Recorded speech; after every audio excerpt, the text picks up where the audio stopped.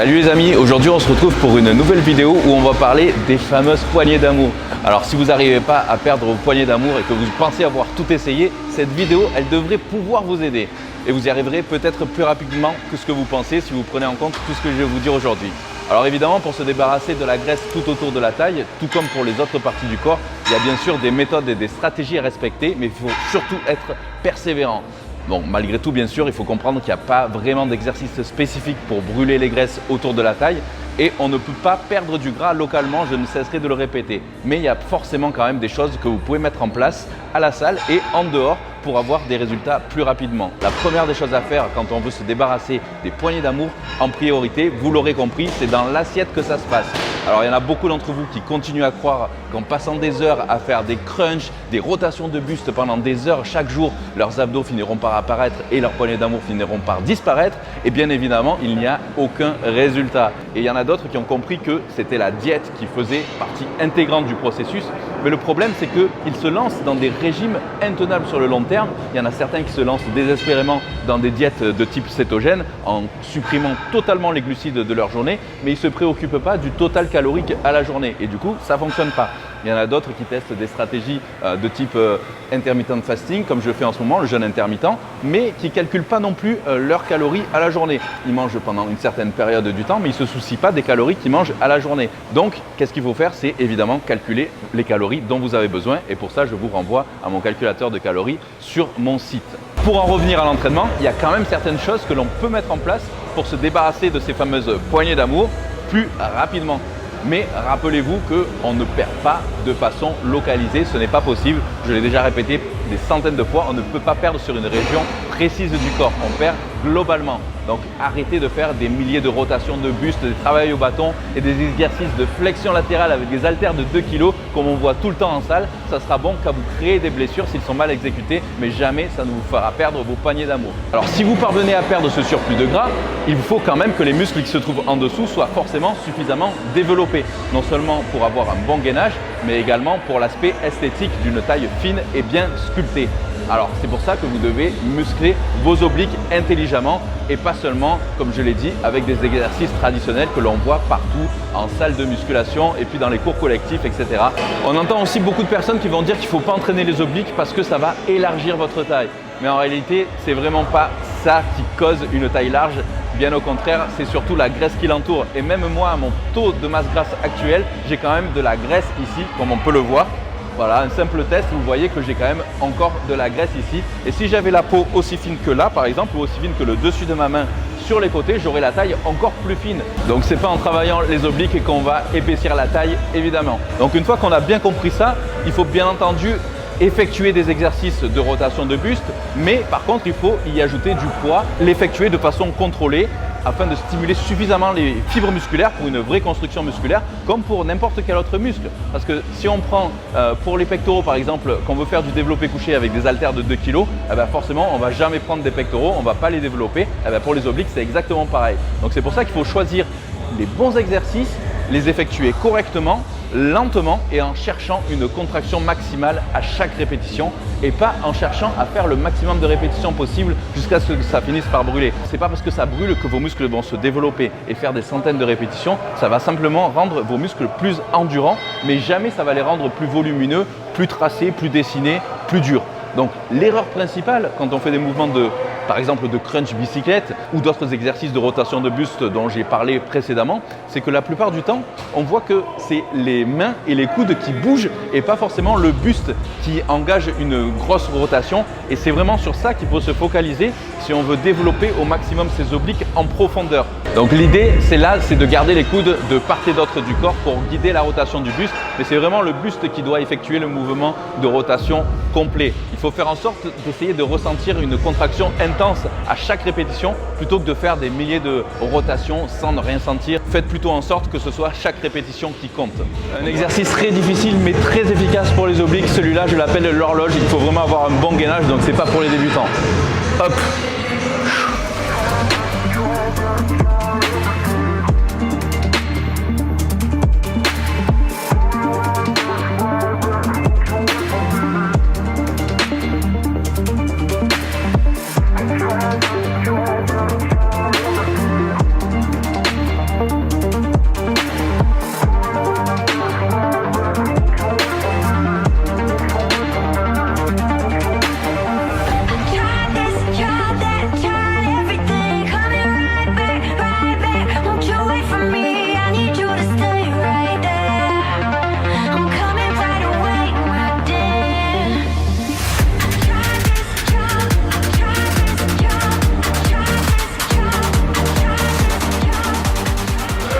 encore un qui est bien dur à exécuter. Celui-là, c'est le relevé de genoux en oblique, justement suspendu. Assez difficile, mais franchement, il fracasse aussi et on le sent vraiment très bien.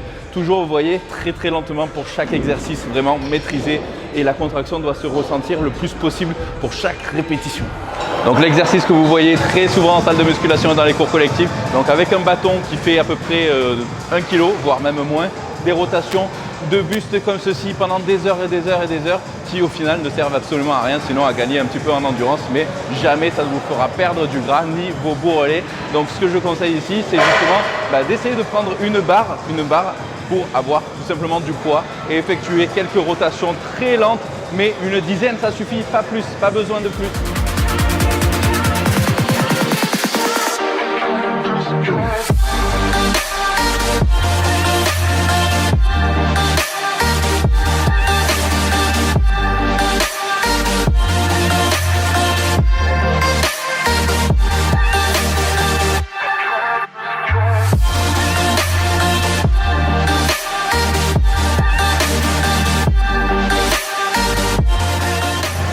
Donc là, le but, c'est vraiment d'être légèrement penché en arrière et d'effectuer une rotation très lente en essayant d'amener à chaque fois le coude le plus loin possible ici, mais bien sûr sans à-coups. Et là, vous allez essayer avec une barre comme ça de 20 kg.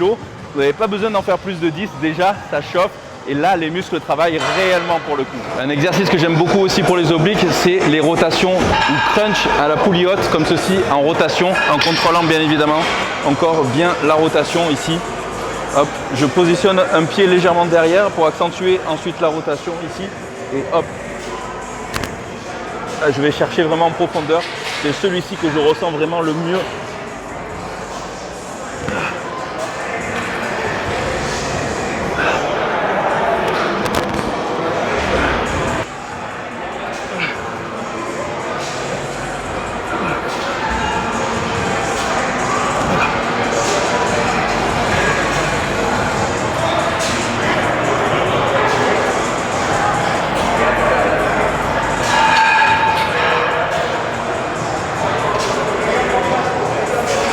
Un petit dernier que je vais faire à la poulie, mais on peut aussi le faire aux élastiques. Donc celui-ci ici, je vais garder les bras presque tendus et je vais effectuer vraiment une rotation ici complète. Là.